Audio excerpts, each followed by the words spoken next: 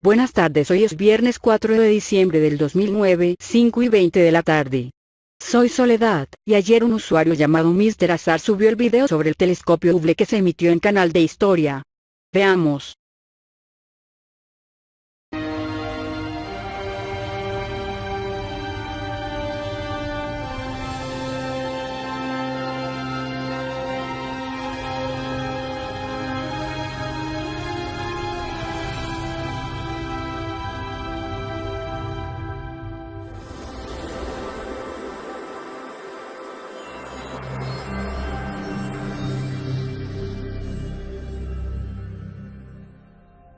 Looking at the night sky, we see the familiar twinkle of starlight, light that has traveled enormous distances to reach us. But we're not seeing the stars themselves flicker. The universe is gloriously transparent. The light from distant stars and galaxies can travel unchanged across space for thousands, millions, even billions of years.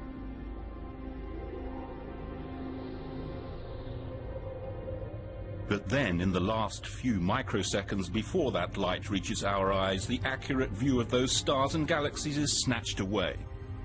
This is because, as light passes through our atmosphere, the ever-changing blankets of air, water vapor and dust blur the fine cosmic details. So for many years, astronomers around the world longed for an observatory in space. As early as 1923, the famed German rocket scientist Hermann Oberth suggested a space-based telescope. However, it would be decades before technology caught up with the dream. The American astronomer Lyman Spitzer came up with a more realistic plan for a space telescope in 1946.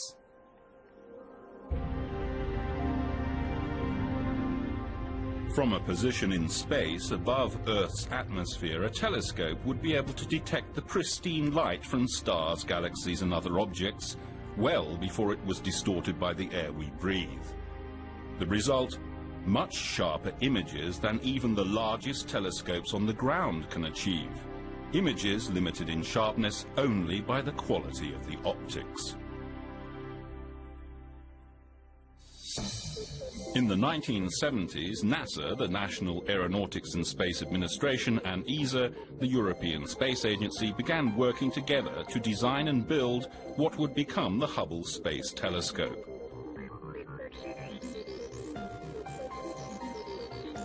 The name is a tribute to Edwin Powell Hubble, the founder of modern cosmology, who in the 1920s proved that not all that we see in the sky lies within the Milky Way. Instead, the cosmos extends far, far beyond. Hubble's work changed our perception of mankind's place in the universe forever, and the choice of naming the most magnificent telescope of all time after Edwin Hubble could not have been more appropriate. It took 2 decades of dedicated collaboration between scientists, engineers and contractors from many countries before Hubble was finally finished. On April the 24th, 1990, 5 astronauts aboard the Space Shuttle Discovery left on a journey that changed our vision of the universe forever. They deployed the eagerly anticipated space telescope in an orbit roughly 600 kilometers above the Earth's surface. On Earth, the astronomers waited impatiently for the first results. But less than 2 months later, it was clear that Hubble's vision was anything but sharp. The mirror had a serious flaw. A defect in the shape of the mirror prevented Hubble from taking sharp images. The mirror's edge was too flat, by only a mere 50th of the width of a human hair. But to accomplish its mission, Hubble had to be perfect in every tiny detail. The disappointment was almost too great to bear. Not only amongst astronomers, but also for American and European taxpayers. Nevertheless, over the following 2 years, scientists and engineers from NASA and ESA worked together to design and build a corrective optics package named COSTAR, for Corrective Optics Space Telescope Axial Replacement. Hubble's masters now faced another tough decision. Which science instrument should they remove so that COSTAR could be fitted to Hubble? They eventually chose the high-speed photometer.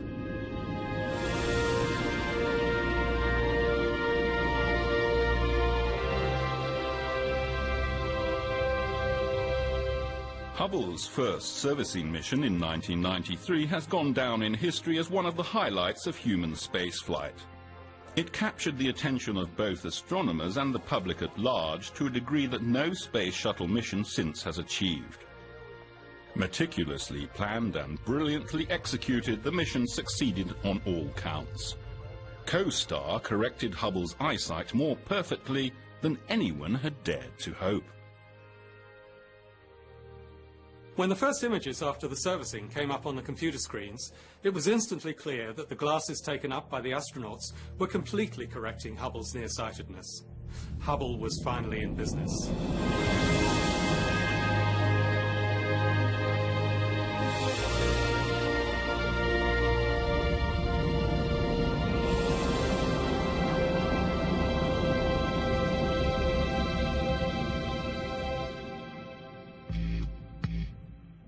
That was only the first time the space shuttle visited Hubble. The telescope was designed to be upgraded, to keep utilizing new capabilities. When more advanced instruments, electrical or mechanical components became available, they could be installed. Plus, just as your car needs servicing, so Hubble needs tuning up from time to time. Engineers and scientists periodically send the shuttle to Hubble so that astronauts can upgrade it using wrenches, screwdrivers and power tools, just as your mechanic does with a car. There have been 4 servicing missions so far, in 1993, 97, 99 and 2002, all undertaken by astronauts transported into space by NASA's Space Shuttle. The next one was supposed to occur in 2005, but was unfortunately cancelled in the aftermath of the tragic Columbia crash. Hubble's future is uncertain. It was originally designed to operate for 15 years, but it's now expected that its life could be extended to 20 years. Hubble is still producing the most astonishing results astronomers have ever known. Hubble's important mission will eventually come to an end. An unmanned probe will link up with Hubble in orbit and dock with it.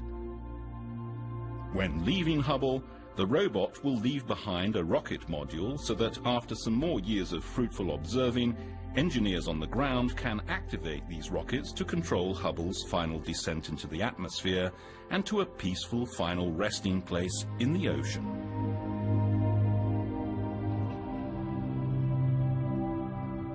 However, the retirement of the Hubble Space Telescope will not signal the end of our unrivaled view of the universe. Rather, it will mark a new beginning, an era of even more amazing discoveries and images from space. For Hubble has a successor.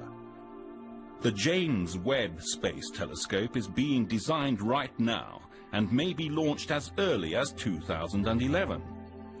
When that day comes, scientists using the James Webb Space Telescope hope to discover and understand even more about our fascinating universe. Hubble is an upgradable space-based telescope orbiting at almost 600 kilometers, placing it well above most of our image-distorting atmosphere. It takes about 97 minutes to complete each orbit. It is designed to take high-resolution images and accurate spectra by concentrating starlight to form sharper images than are possible from the ground, where the atmospheric twinkling of the stars limits the clarity. To gather as much light as possible from the faint objects it observes, any telescope needs the largest mirror it can get. Despite Hubble's relatively modest mirror diameter of 2.4 meters, it's well able to compete with ground-based telescopes having mirrors that are 10 or 20 times larger in collecting area. Hubble is a large satellite, about 16 meters long, or the size of a small bus. It's also one of the most complicated pieces of technology ever built. It contains over 3,000 sensors that continuously monitor the status of the hardware, so that technicians on the ground can keep an eye on what's happening. Time on Hubble is a precious commodity. Astronomers around the world regularly ask for much more time than is available. Keeping Hubble operating 24/7 is no small task. Not a second must be lost, and all operations, from observing to the so-called housekeeping tasks, such as repositioning the telescope or uploading new observing schedules, are meticulously planned. For astronomers, the most important components of Hubble are its scientific instruments. There are two groups of instruments in Hubble, here and here. The different instruments serve different purposes. Some are for making images. Some are designed to dissect the light from the stars and galaxies by spreading it out to form a rainbow-like spectrum. Hubble's unique vantage point in space makes it capable of observing the infrared and ultraviolet light that is otherwise filtered away by the atmosphere before it can reach telescopes on the ground. These forms of light reveal properties of celestial objects that are otherwise hidden from us. Some instruments, like ACS, the Advanced Camera for Surveys, are better for visible and ultraviolet observations. Some, like NICMOS, the Near-Infrared Camera and Multi-Object Spectrograph, are best for infrared observations.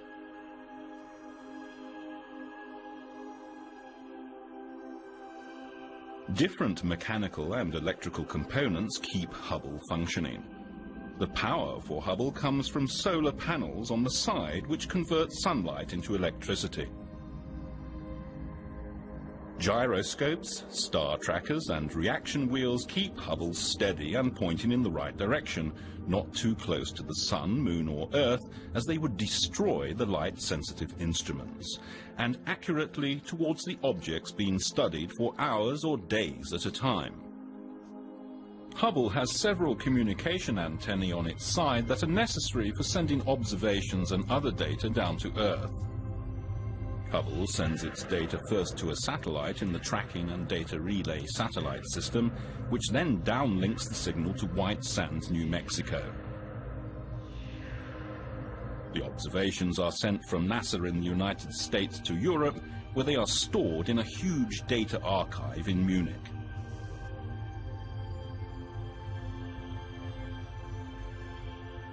No single nation could undertake such an enormous project. Hubble has been a major collaboration between NASA and ESA, the European Space Agency, from an early stage in its life. Hubble has been of paramount importance to European astronomy. European astronomers regularly win more than 15% of the observing time with Hubble, resulting in several thousand scientific publications over the years. Two groups of European specialists work with Hubble. There are 15 people from ESA currently working at the Space Telescope Science Institute in the USA, and 20 others make up the Space Telescope European Coordinating Facility in Munich, Germany.